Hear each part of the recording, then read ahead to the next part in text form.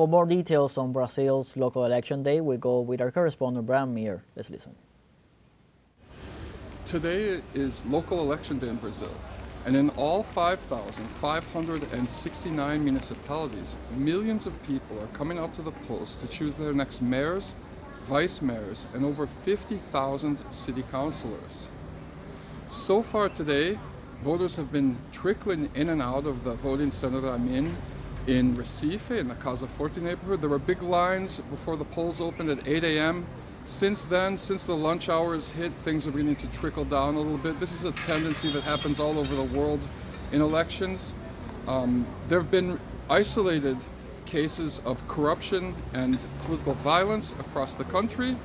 Police announced that they've arrested 77 people, many of them involved in vote buying schemes.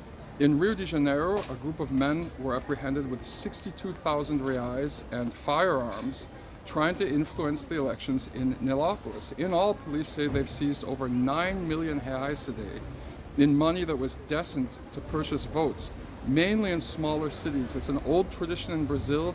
It used to be much more widespread when I first moved here in 1991.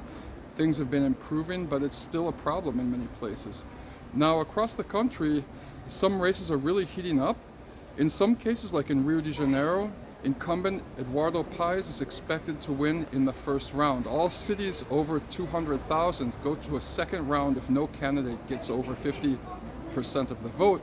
And that seems to be the case that's brewing up in the largest city in the country, São Paulo, where the three main candidates, two far-right reactionaries, including incumbent mayor Ricardo Nunes and a former YouTube coach who's very popular named Pablo Marçal, are in a statistical tie with housing movement leader from the PSOL party, Guilherme Boulos. That race is supposed to go to the second term, and in thousands of other races across the country, they're going to find out by the end of the night who their next mayor is here in Brazil.